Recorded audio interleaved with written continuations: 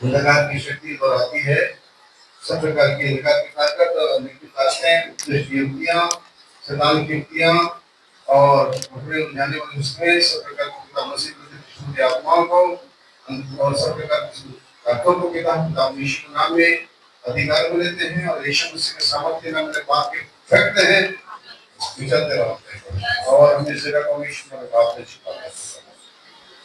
जी जानो यीशु का काला आपका वचन को आज प्रकाश है पिता, क्योंकि दिखाने से प्रकाश होता है, वही प्रकाश से मानसिक रोशनी दिखाता है कि मंदिरों में अच्छी कार्य है। विरास के साथ पिता, यही प्रभु में आपकी आत्मा से भरपूर हुआ है और सुनने के हर एक हृदय को खोल, हर एक कान को खोल, हर एक समझ को खोल और हर एक किताबों से बुद्धि को खोल और प्रभु की आत्मा में जगह मिला है, जैसे वो सुनकर समझ सके। धन्यवाद पिता, आपकी बात को सुना है, महिमा आदर आपको देते हैं और प्रार्थना मनोधार करता प्रभु यीशु क्रिस्ट के नाम में। आमीन आमीन।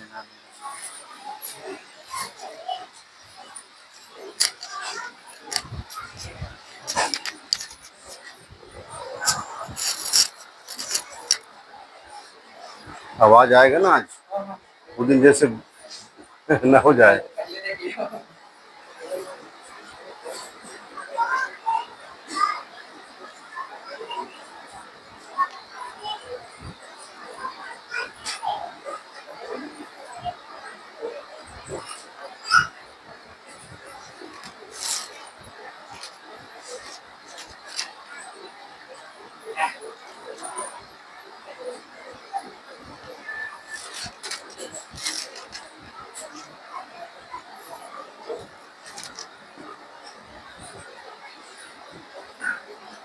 हाँ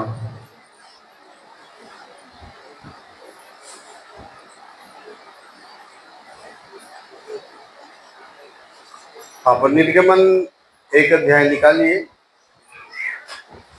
निर्गमन 1 अध्याय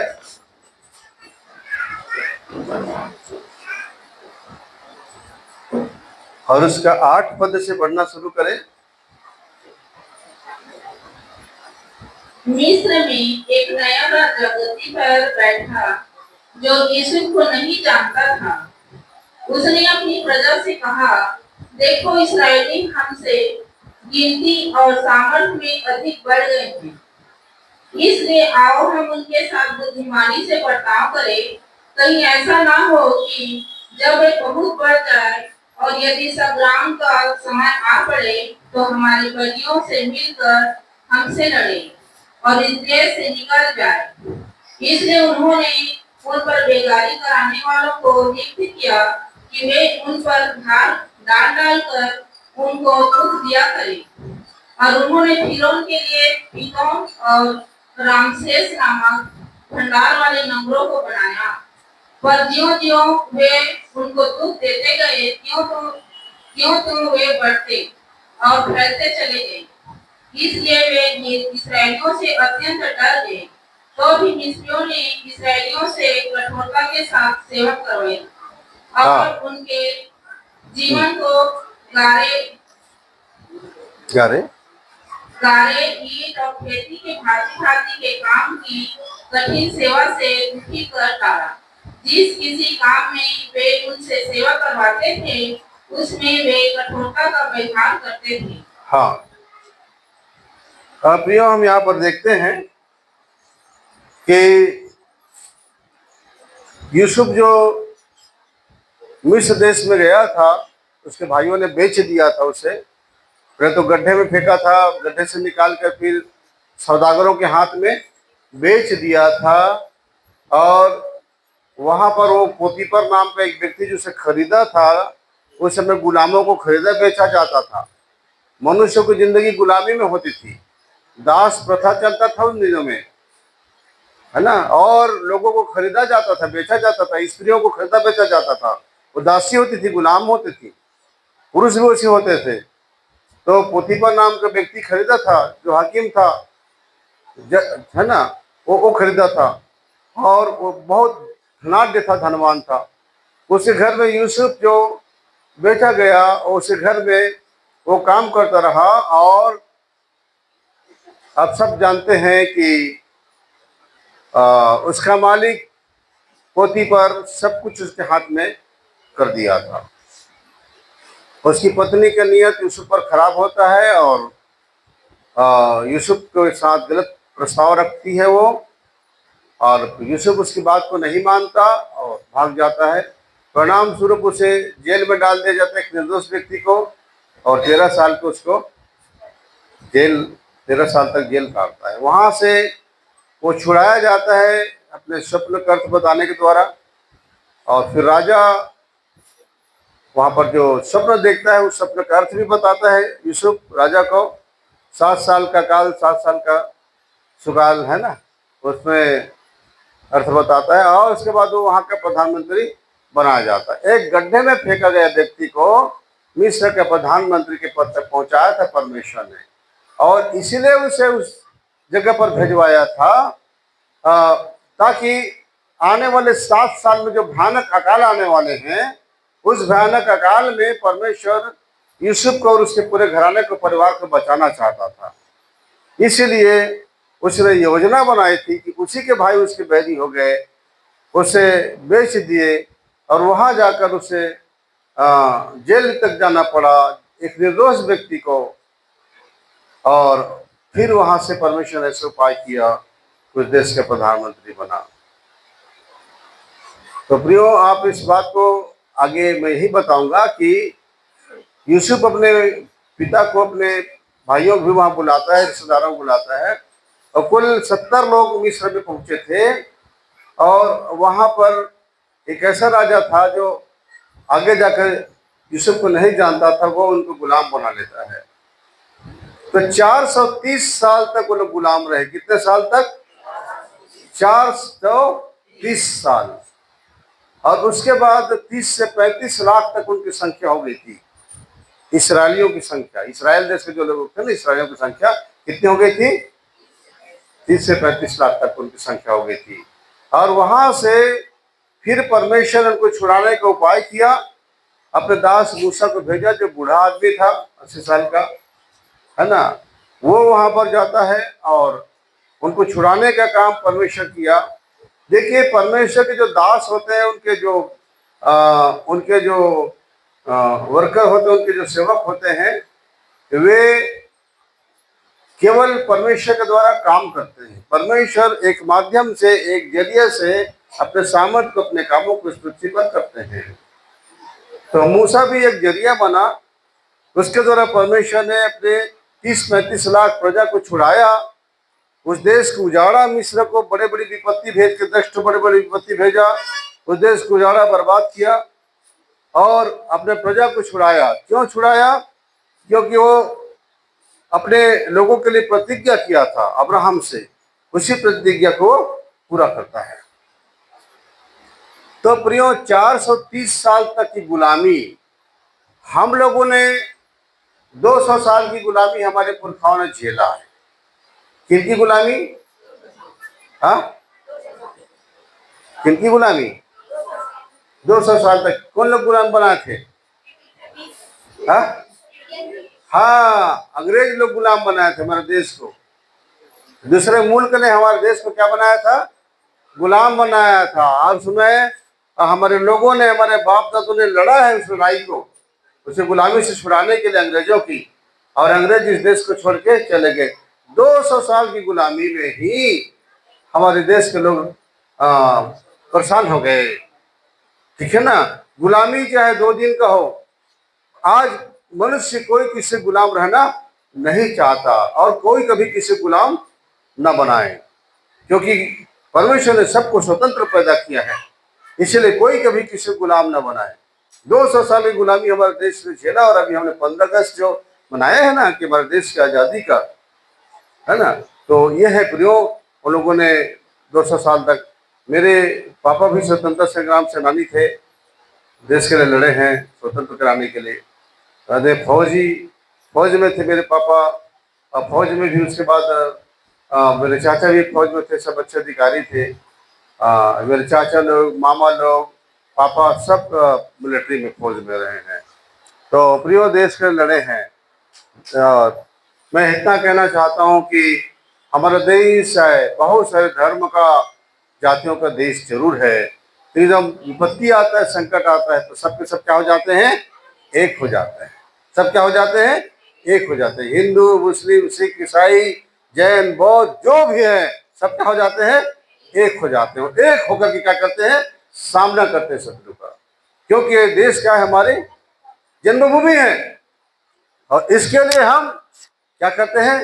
जान देने तक तैयार होते हैं अपने देश के लिए। क्योंकि अपने देश को क्या करते हैं? हम प्रेम करते हैं। जहाँ पर परमेश्वर को क्या किया है? पैदा किया है, जन्म दिया है देश में, यहाँ की हम पानी में, मिट्टी में पले बढ़े हैं। हालेलुया। तो हम अपने देश को क्या करते हैं? प्यार करते हैं, अपने देश के लिए प्रार्थना करते हैं, है ना। तो यह है प्रियो।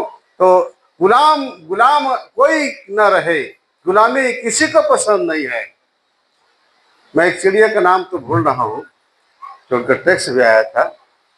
वो चिड़िया का नाम मेरा याद से उतर गया है, लेकिन वो चिड़िया कभी पाली नहीं जाती, कोई उसको पाल नहीं सकता तो चिड़िया को, क्योंकि कभी किसी को गुलामी पसंद नहीं करती। उसका नाम मैं भूल गया, टेक्स्ट में भी था, पहले हम बहुत बांटे हैं दिए हैं। एक बार उस चिड़िया का एक बच्चा एक आदमी पा गया। बोला इस जाति के चिड़िया को कभी कोई पाल नहीं सकता, लेकिन बच्चा पाया हूं, पालूंगा इसको। और लेके घर आता है वो, और ला करके उसको पिंजरे में बंद करता है, पिंजरे में बंद करता है, और फिर उसको खाने पीने का हर चीज ला के खिलाता है, देता है, खाएगा। लेकिन बच्चा नहीं खाता। एक दिन हो गया, 2 दिन हो गए, 3 दिन हो गए, परेशान हो गए वो, ये बच्चा खा ही नहीं रहा कुछ। उनको मर जाना पसंद है, लेकिन गुलामी पसंद नहीं है उस प्रजाति की चिड़िया को। तो खाती नहीं, छोड़ बच्चा भी नहीं खाता। अब चौथे दिन उसकी माँ आती है और मुंह में कुछ फल लेकर आती है, तो आदमी देखते हैं, अरे, और उसकी माँ उसको खिलाती है, तो फल को खाने लगता है वो चिड़िया, बच्चा अपनी माँ के द्वारा उस फल को खाने लगता है। तो आदमी खुश हो जाता है, चलो अच्छी बात है, अब पिंजरे में बच्चा रहेगा, उसकी माँ लाला की खिलाएगी, मुझे खिलाना भी नहीं पड़ेगा, अरे बच्चा बड़ा हो जाएगा, फिर पालूंगा अच्छा से। तो खुश हो रहा था कि ये बच्चा को खुद उसकी माँ आकर के खिला रही है। थोड़ी देर के बाद उसकी माँ उसको खिला के उड़ के चली जाती है, और बाद में कुछ देर के बाद में पौधे फिर पिंजरे के पास आता है, तो क्या देखता है कि बच्चा मर गया था। क्या मर गया था बच्चा? क्या था?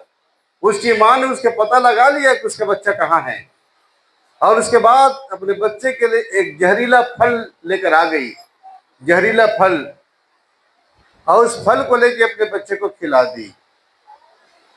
गुलामी की जिंदगी से मौत अच्छी है।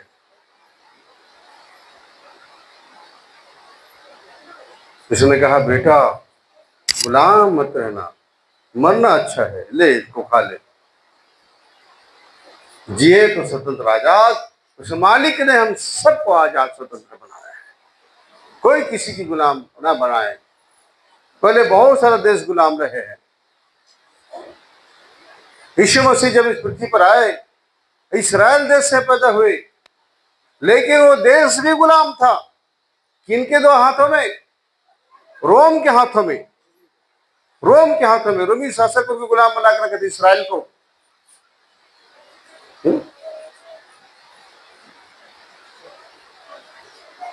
वो इस्राएल देश मालूम कितने साल तक गुलाम था?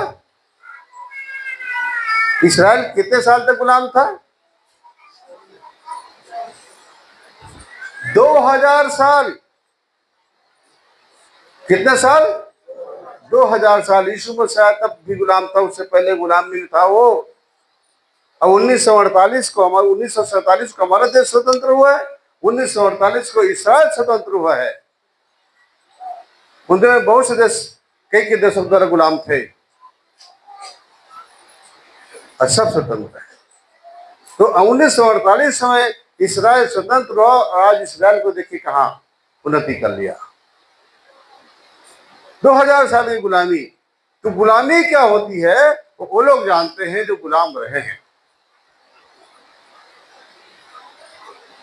हालेलुया। इसीलिए प्रियो, ये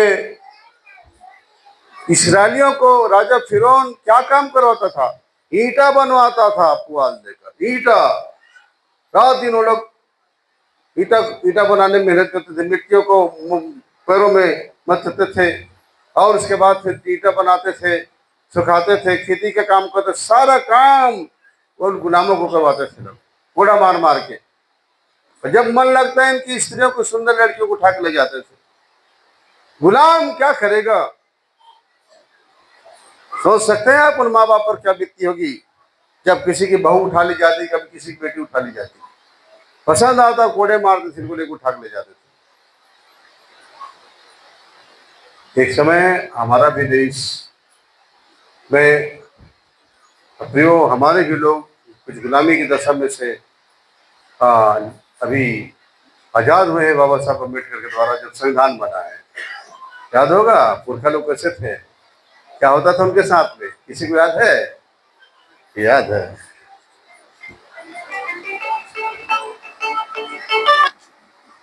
क्या हो गया? हेलो, क्या हो हाँ गया? पापा लाइव नहीं आ रहे क्या? लाइव तो चल रहा है, नहीं किसा लाइव क्वेश्चन नहीं चल रहा है? नहीं पापा, लाइव भी चलेगा? दिख रहा है, मैं बहुत टाइम से देख रही हूँ।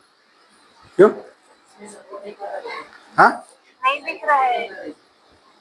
नहीं चला पा रहा, वो चंदर नहीं आए बेटा, और जो छोटा वाला आया ना वो नहीं कर पा रहे हैं इनको। हाँ, नहीं कर पा रहा, सीधा वीडियो है, देख रहे हैं बेटा, नहीं चला पा रहे हैं लोग लाइव को बेटा। अच्छा, वचन बता रहा था, गुलामी में है ना, गुलाम। चलो बच्चों, उसी को देखना बेटा फिर, ठीक है? हाँ ठीक है।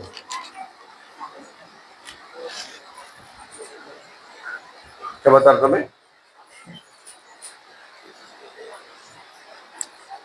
तो हाँ,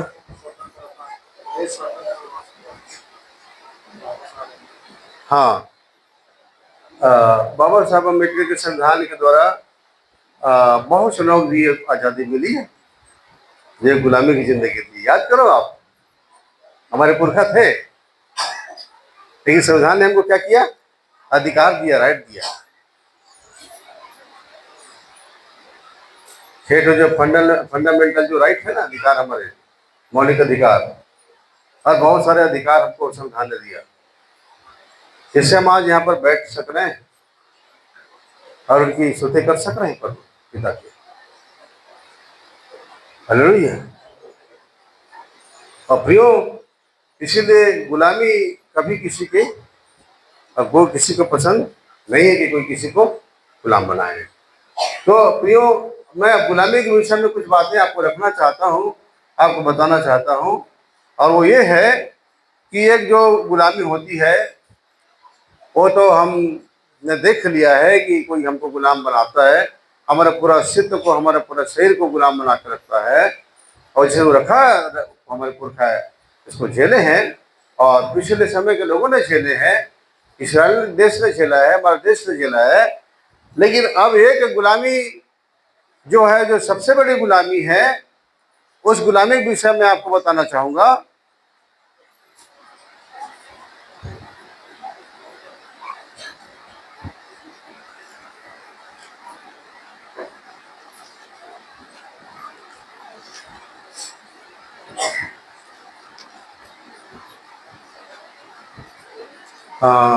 पहला कुरिन्थियों निकालिए,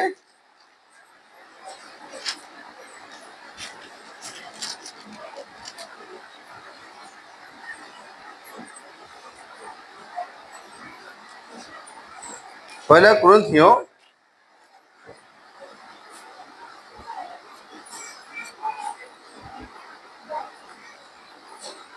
6 अध्याय का 9 पद, 9 से 11 पद। पहला कुरिन्थी 6 का 9 से 11।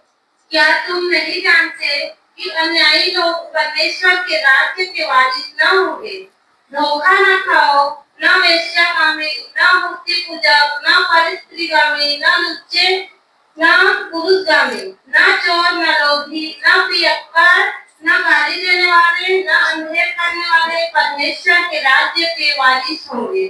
और तुम में से कितने ऐसे ही थे, परंतु तुम प्रभु यीशु मसीह के नाम से और हमारे परमेश्वर के आत्मा से धोए गए और पवित्र हुए और धर्मी ठहरे। हाँ, लिखा है, वचन कहता है कि क्या तुम नहीं जानते कि अन्यायी लोग परमेश्वर के राज्य के वारिस न होंगे। जो व्यक्ति अन्यायी है, अन्यायी अत्याचारी है, वो मोक्ष नहीं पाएंगे, उद्धार नहीं पाएंगे, परम पिता परमेश्वर के पास नहीं जा सकेंगे। अन्यायी लोग परमेश्वर के राज के वारिस नहीं होंगे। धोखा न खाओ, न वेश्यागामी, वेश्या के साथ संगति रखने वाला, न मूर्ति पूजक।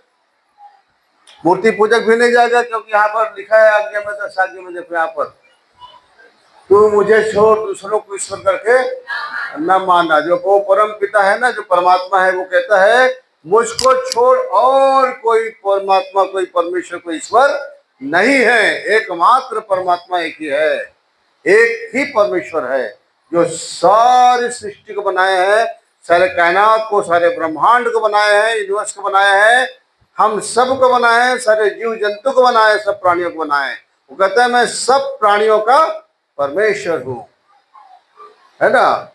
रोज 6:4 में लिखा है मैं यहोवा एक ही परमेश्वर हूँ, एक ही परमेश्वर, वो एक ही पिता है। और इसलिए लिखा है तो मुझे छोड़ दूसरों को ईश्वर करके न माना। और आगे लिखा है तू अपने लिए कोई मूर्ति खोद कर न बनाना, जो आकाश में है या पृथ्वी पर है या पृथ्वी के जल के नीचे है। किसी का मूर्ति नहीं तीनों लोक में, न उनको दंडवत करना, न उनकी उपासना करना, क्योंकि मैं यहोवा जलन रखने वाला परमेश्वर हूँ। जलन रखता हूँ मैं मेरे विरुद्ध में जो ऐसा करते हैं, मुझे छोड़ किसी के आगे झुकते हैं। मैं उनके पीढ़ी को, बेटों पोतों को, पर पोतों का दंड देता हूँ, 4 पीढ़ी तक दंड लाता हूँ, बोलता है परमेश्वर ऐसा करने वाले को। इसीलिए हमारे पुरखाओं ने किया और हमने भोगा, है ना, उसका दंड को हमने भी किया, हमारे बच्चे भोगते हैं। परमेश्वर बहुत ज्यादा गुस्सा होते हैं, नाराज होते हैं कि जब हम उनको छोड़कर उस पिता को जिसको कोई नहीं देख सकता, वो अद्भुत ज्योति है और उस परम आत्मा है, उसको छोड़कर आप कहीं पर जाकर झुकते हैं। तो यहाँ पर लिखा है कि न वेश्यागामी, न मूर्ति पूजक, न पर स्त्रीगामी, है ना। कोई भी स्त्री जो है, पुरुष जो है पर स्त्रीगामी, न लुच्चे, न पुरुषगामी। लुच्चा भी नहीं, पुरुषगामी मतलब जो स्त्री दूसरे पुरुषों के साथ ये रखते हैं, पुरुषगामी। न चोर, न लोभी, न पियक्कड़, न गाली देने वाला, न अंधेर करने वाला परमेश्वर के राज्य के वारिस होंगे। ऐसा लोग मुक्ति मोक्ष पिता तक उनका आत्मा नहीं जा सकता, उन तक नहीं जा सकता आत्मा। और तुम में से कितने ऐसे ही थे, क्या तुम में से कितने ऐसे ही थे।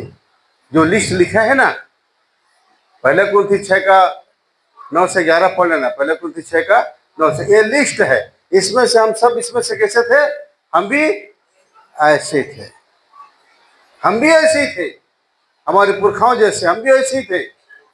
लेकिन आगे क्या लिखा है, परंतु प्रभु यीशु मसीह के नाम से और हमारे परमेश्वर की आत्मा से धोए गए और पवित्र हुए और धर्मी ठहरे। हम भी ऐसे ही थे, लेकिन क्या हुआ, क्या हुआ, प्रभु यीशु मसीह के नाम से और हमारे परमेश्वर की आत्मा से धोए गए, पवित्र ठहरे। उसके लहू से हम धोए गए, पवित्र ठहरे, उसके नाम से धोए गए, पवित्र ठहरे। हाँ प्रियो, हम भी तो ऐसे थे, हम सब ऐसे थे, लेकिन हम धोए गए उसके लहू से, उनकी आत्मा से। परमेश्वर ने धोया, उसके पुत्र के पास आए, उसके पुत्र यीशु के पास आए, तो उसने हमें धोया। तो हम क्या थे, हम क्या थे, हम भी गुलाम थे, हम स्वतंत्र देश में भी गुलाम थे। किसके गुलाम थे? पाप के। किसके गुलाम थे? पाप के। कि वो जो पाप करता है वो पाप का दास होता है। दास मतलब गुलाम। जो पाप करता है वो पाप का दास होता है। कहाँ लिखा है? कहाँ लिखा है? यूहन्ना 8 अध्याय 36 पद में 34 पद से पढ़े तो 36 तक पढ़ेंगे। यूहन्ना 8 का 34 से 36।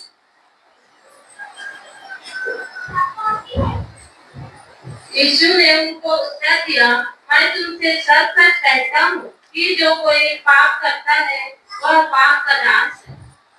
हाँ, यीशु ने उनको उत्तर दिया, मैं तुमसे सच सच कहता हूँ कि जो कोई पाप करता है वो पाप का दास है। पाप उसको गुलाम बनाता है अपना। पाप क्या बनाता है उसको? अपना गुलाम बनाता है। अब पाप का गुलाम बन जाता है वो, पाप करने का आदी हो जाता है, वो स्वभाव बन जाता है पाप करना उसका। तो क्या क्या लिखा है? यीशु ने उनको उत्तर दिया, मैं तुमसे सच सच कहता हूं कि जो कोई पाप करता है वह पाप का दास होता है। और दास सदा घर में नहीं रहता, पुत्र सदा रहता है। गुलाम घर में नहीं रहता, परमेश्वर के धाम में नहीं रहता। गुलाम, पाप का गुलाम परमेश्वर के धाम में नहीं रहता। पुत्र मतलब यीशु मसीह उसके धाम में उसके पास रहता है। और आगे लिखा है, इसलिए यदि पुत्र तुम्हें स्वतंत्र करेगा। किसको स्वतंत्र करेगा? किसको?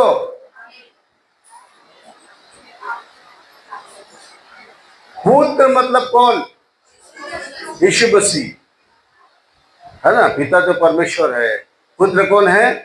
यीशु मसीह। तो अगर पुत्र मतलब यीशु मसीह तुम्हें स्वतंत्र करेगा, किसको स्वतंत्र करेगा? हाँ, किसको? हमको। पुत्र जब हमको, हमको में आप कहें मुझको, क्या कहें? पुत्र जब मुझको स्वतंत्र करेगा तो मैं स्वतंत्र हो जाऊंगा। क्या लिखा है इसमें? इसलिए यदि पुत्र तुम्हें स्वतंत्र करेगा तो सचमुच तुम स्वतंत्र हो जाओगे। किससे? पाप से। किससे स्वतंत्र हो जाओगे? पाप से। पाप से स्वतंत्र करने वाला एक ही जन है, पुत्र। एक लकवे के मारे को जब यीशु मसीह के पास लाया गया तो एक घर में यीशु मसीह गए थे और चारों तरफ भीड़, तीनों तरफ भीड़ थी। एक तरफ बस खुला था पिछवाड़ा, दीवार था, उधर कोई जगह नहीं था, दरवाजा नहीं था, उधर ही बस जगह था। बाकी तीन तरफ से घेर दिए थे लोगों ने। लकवे के मारे को खाट में लाए थे। उन दिनों में तो कोई साधन नहीं होता तो खाट में लाते थे, उठा के खाट में लाए थे उसको। अब देखा कि तीनों तरफ से क्या है, भीड़ है, तो पीछे तरफ ले गए दीवार तरफ। और वहां से उन्होंने क्या किया, चढ़ गए छत में और छत के खपड़े लोपड़े सबको खोल दिए, छत को खोल दिए और खाट को चढ़ा गए रस्सी द्वारा। और जहाँ यीशु मसीह बैठे थे वहीं पर उसको रस्सी द्वारा उतार दिए खाट को। यीशु मसीह भी देखे अवाक हो गए, हुआ विश्वास इनका। हाँ, जब कहीं रास्ता नहीं आने का तो पीछे से जो जाना चाहता है वो जाके रहता है। अब बहाना करने वाले के लिए बहुत सारे बहाने हैं। और तीन तरफ से कोशिश करके देखा होगा भीड़ को, तीन तरफ से बड़ा भीड़ लगा था। बोले कि भैया थोड़ा हटना, क्या है ये लकवा वाला है भैया, वो ले जाना यीशु मसीह तक। लोगों ने बोला वाह, तू अभी आ रहा है और हम यीशु मसीह के पास चले जाएंगे। अरे हम कब से खड़े हैं इधर लाइन में लगे हुए, हट जा पीछे, कौन जाने देगा तेरे को? किसके बाद मेरा नंबर है बोला होगा, है ना। तो अब देखिए वो लोग देखे तीनों तरफ तो कोई जाने देने वाले है नहीं, सबका वही हाल है, कोई अंदर जाने नहीं दे रहे हैं। तो घूम के पीछे गए दीवार तरफ। बोले अब एक ही रास्ता है कि हम छत में चढ़ के खपरेल को पूरा खोल देते हैं, है ना। बाद में बना देंगे छत को बना देंगे, बांसबली ला के बना देंगे खपरेल लेके। अब यहाँ पर खाट को चढ़ा करके, खाट को उतना चौड़ा करके तोड़े होंगे और उसके बाद खाट को वहीं पर उतार दिया जाए यीशु मसीह थे। तो यीशु मसीह ने क्या कहा, हे पुत्र तेरे पाप क्षमा हुए। पाप क्षमा कौन कर सकता है? केवल परमेश्वर। पाप क्षमा कौन कर सकता है? केवल परमेश्वर। तो यीशु मसीह क्या बोलते हैं? क्या बोलते हैं? हे पुत्र तेरे पाप क्षमा हुए। और जब लोगों ने बुड़बुड़ाया कि कौन है पाप क्षमा करने वाला, तो उसने कहा कि मुझे पाप क्षमा करने का भी अधिकार है, क्योंकि पिता का अधिकार पुत्र के पास होता है।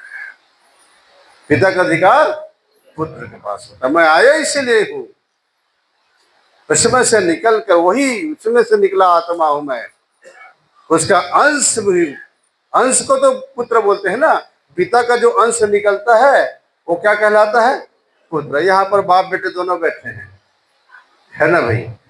हाँ, ये भाई हमारे ठीक मेरे सामने बैठा हुआ है, ये बड़ा अधिकारी है। ये देखिए कितना नम्रदीन होकर जमीन में बैठे हैं, है ना। जाके देखें इनकी गाड़ियों को, तो पूरा सायरन वाला पुलिस गाड़ी है इनका, है ना। क्योंकि क्या है, ये रेंजर है। क्या है ये?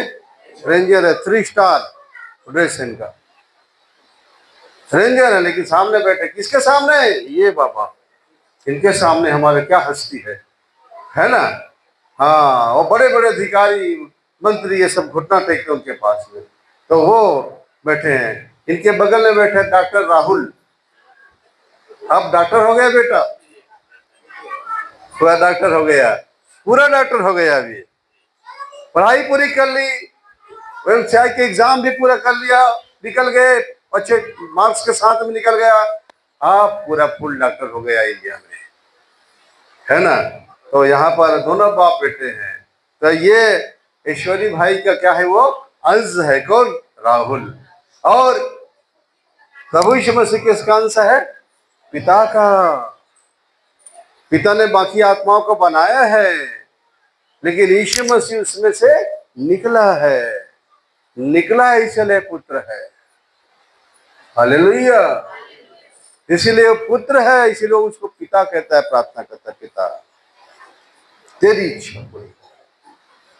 समझ रहे हैं? पवित्र आत्मा भी इससे निकला है, परमेश्वर से, और आज पृथ्वी पर वो काम कर रहा है। हालेलुया।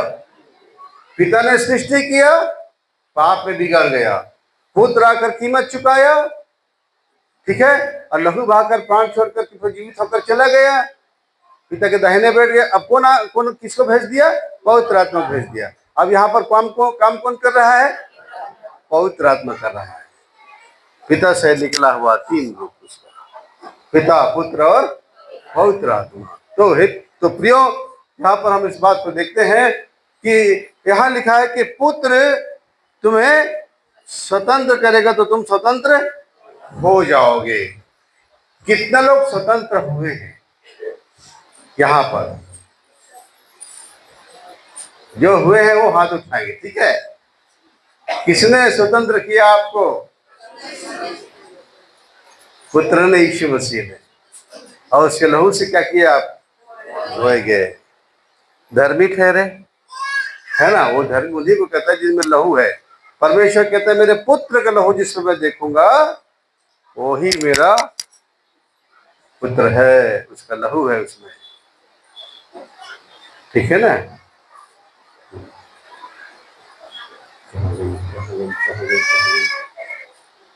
अरे कहाँ गए बच्चे? तो दिख रहे हैं?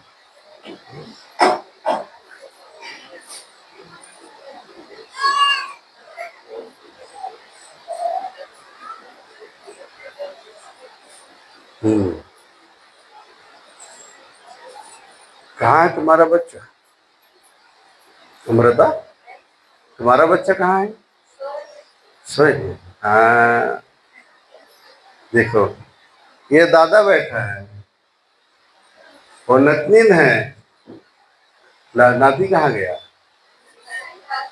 घर में है, ठीक है। ये क्यों कहता है मेरा बच्चा है करके उसको? तो भाई मोतीलाल जो है वो छोटी वाली बच्ची को मेरा बच्चा करके क्यों बोलते हैं? काहे बोलते भाई? तो धना धना का बच्चा है, तुम क्यों बोलते हो? हैं? हाँ, तो धना तुम्हारा है तो वो उसका काम मतलब तुमसे?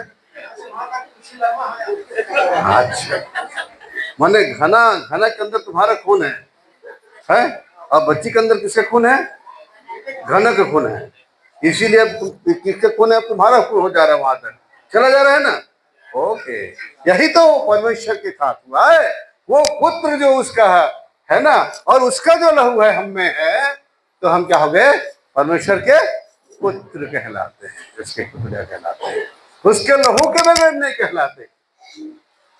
इसीलिए हम स्वतंत्र हुए हैं। किससे स्वतंत्र हुए हैं? पाप से। और पाप क्या करता है? मृत्यु को उत्पन्न करता है। क्या करता है? क्या करता है? मृत्यु उत्पन्न करता है। और परमेश्वर का पुत्र क्या कहता है? उसने मृत्यु को हराया है। कहां पर? हाँ, जब क्रूस पर उसको अपने प्राण को छोड़ा, हमारे प्राण के बदले प्रायश्चित किया, और उसके बाद कब्र में गया 3 दिन, उसके बाद वो वहां पर आगे नरक में जा करके वो बंधुओं को छुड़ाता है, और 3 दिन के बाद जिंदा होकर मृत्यु को हराता है। मृत्यु का चाबी वो शैतान के हाथ से छीनता है और कहता है अब मृत्यु की चाबी मेरे हाथ है, कुंजी मेरे हाथ है, मैं अपने बच्चों को जीवित करूंगा। जिस तरह से मैं मुर्दों में से जीवित हुआ हूं, उसी प्रकार से क्या करूंगा? जीवित करूंगा। जितने मुझ में मरे हैं, सोए हुए हैं, मरा हुआ को सोए हुआ कहता है, उसको मैं उस दिन आऊंगा, इस सृष्टि को मिटाऊंगा, खत्म करूंगा। उससे पहले क्या करूंगा? मैं अपने लोगों को आवाज दूंगा, उठो जागो। जहां जहां मरे हैं वहां वहां उनका शरीर बन जाएगा, वहां उनका बॉडी बन जाएगा, और उनका आत्मा जो मेरे पास आ चुके हैं मोक्ष पाकर, वो उनका बॉडी को, अपने अपने शरीर को लेने जाएंगे, और वो शरीर उनका बदल जाएगा। ऐसा सही नहीं रहेगा 7 दिन दवाई खा खा के जीने वाला, ऐसा सही नहीं रहेगा। सुई लगा रहे, इंजेक्शन लगा रहा है, ये दिखा रहे, सोनोग्राफी दिखा रहा है, एमआरआई दिखा रहा है, ऐसा वाला सही नहीं रहेगा। ये अविनाशी शरीर बन जाएगा, अविनाशी देह बन जाएगा। मारोगे तो मरेगा नहीं, काटोगे तो कटेगा नहीं, न दुख न आंसू न पीड़ा। इस तरह का शरीर जो स्वर्गदूतों का है, एंजल का है, जो पिता का जो पास जो एंजल स्वर्गदूत है ना करोड़ों, उनका शरीर जैसा शरीर बना करके, और फिर वो अविनाशी जीवन हमको देगा, उठा लेगा, वो उठा लेगा। और तब मृत्यु, हे मृत्यु तेरी जय कहाँ रही? हे मृत्यु तेरा डंक कहाँ रहा?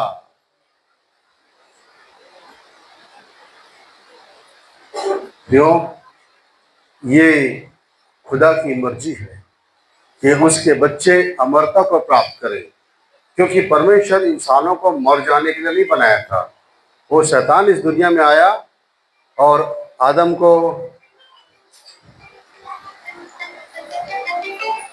1 मिनट, हाँ सुशील भाई,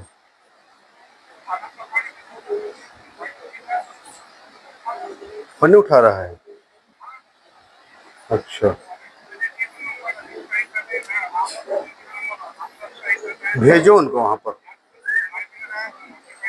भेजो भेजो सीधा उनको, ओ अनाम और उनको, किरण को गाड़ी ले जाए ना, गाड़ी ले जाए।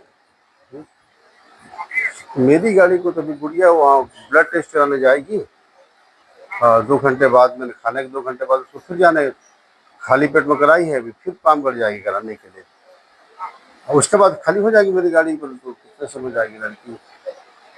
हाँ, और वहाँ गए हुए हो, गाड़ी किसकी बोलूँ मैं? हाँ, हम्म, हम्म, उसी से कर देता ना।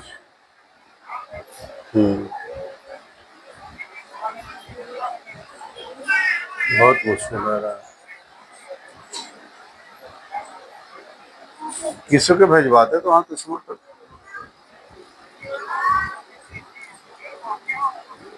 नहीं आए हैं। चंदन उसका छोटा वाला भाई मनीष आया है, नहीं आया है।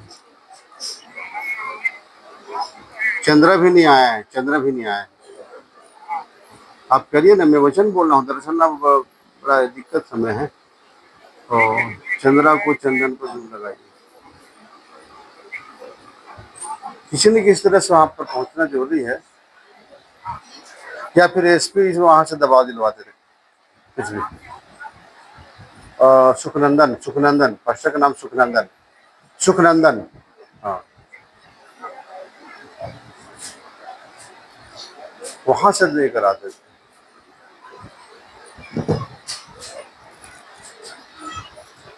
वहां पर एक अटैक करके एक पास्टर को ले गए हैं ना, वहां पर पचमढ़ी थाना, इसलिए मुझे बार बार डिस्टर्ब होना पड़ रहा है। एक पास्टर को ले गए हैं वहां पर बजरंग दल के लोगों ने, वहाँ पचमढ़ी थाना में। अब वो घर में आराधना करने वालों पर ही तो ऐसा करते हैं ना। जो लोग, उनका कहना चर्च में जाओ, चर्च में आराधना करो, जहाँ जहाँ पर स्थल बना हुआ है वहाँ जाओ, तो घर में मत करो आराधना। घर में जब भी झुंड आराधना करोगे तो हम अटैक करेंगे बोलते हैं, तो अटैक कर दिए हैं वहाँ पर। उनका जो पास्टर है वो लेके चले गए हैं। अब मैं ऐसी सिचुएशन में हूँ कि आराधना में हूँ, और बस महासचिव को फोन किया तो वो भी बाहर गया हुआ है। अब जिन लोगों को फोन लगा रहा है वो तत्काल चले जाते, पावरफुल है, लेकिन उनका फोन नहीं लग रहा, उठा नहीं रहे। थानेदार का फोन, थानेदार भी नहीं उठा रहा है फोन। हाँ, पचमढ़ी का। हाँ, ऐसी स्थिति में मैं बोला हूँ, आप किसी तरह से आदमियों ने भेजो और थोड़ा सा प्रयास करो वहाँ पर, या फिर एसपी ऑफिस से एक प्रेशर करो, एसपी ऑफिस से दबाव दो, तो वो भी वो कराएगा। महासचिव है वो। आज के दिन तो मैं कर नहीं पाता हूँ ना, 10 बजे तो करवाता हूँ। चलिए, क्या है, मैं ह्यूमन राइट में, मानवाधिकार में राष्ट्रीय अध्यक्ष हूँ ना, इसलिए क्या है, सारा हो जाता है ऊपर में। अपने लोगों को छुड़ाने का कहीं पर कुछ हो जाता है तो दिक्कत, किसी के साथ भी कोई परेशानी हो तो उसके लिए हमारे पास आता है, समस्याएं आती हैं, तो उनके लिए हम लड़ते हैं, निकालते हैं। रलिया वह करे कि अपना जो व्यक्ति है वो छूट जाए वहां से, समझौता द्वारा हो, सेटलमेंट के द्वारा हो, छूट जाए। वैसे कुछ है क्या वहाँ पर? कश्मीरी में हाँ नहीं है कोई। हाँ, चलिए आइए। हाँ प्रियो, तो जो पुत्र स्वतंत्र करेगा वो क्या स्वतंत्र हो जाएगा। ओके, किससे स्वतंत्र हो जाएगा? पाप से स्वतंत्र हो जाएगा। मैं आता हूँ उसमें ना, फिर से आता हूँ। ठीक है प्रियो, दूसरा पत्रस 2 अध्याय का 19 पद देखिए। बहुत से लोग जो खुद स्वतंत्र नहीं हुए हैं वो दूसरों को स्वतंत्र करने की बात करते हैं। जो खुद स्वतंत्र नहीं हुए हैं वो दूसरों को स्वतंत्र करने की बात करते हैं। देखिए, आप पढ़िए दूसरा पत्रस 2 को 19। वे उन्हें स्वतंत्र करने की प्रतिज्ञा तो करते हैं, पर आप ही सराहत के दास हैं। वे उन्हें स्वतंत्र होने की प्रतिज्ञा तो करते हैं कि हम तुम्हें स्वतंत्र कराएंगे, तुम्हें परमेश्वर की संगति में रखकर तुम उस उजाले तक ले जाएंगे, लेकिन खुद ही क्या है, सड़ाहट के दास है। सड़ाहट मतलब सड़ा हुआ, बदबू मारता हुआ, उसी के दास हैं। किसके? बदबू मारते हैं, क्योंकि जीवन में बदबू है ना, खुद निकले नहीं है, उनके जीवन में खुद पाप का राज है, पाप उनके ऊपर राज कर रहने निकले हैं।